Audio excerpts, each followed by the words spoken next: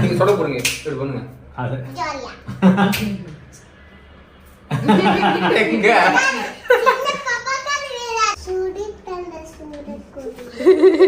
எப்படி சூடி தந்த சூட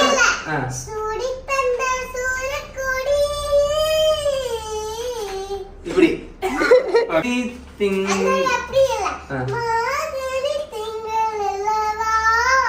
இதுலாம் இல்லையா அது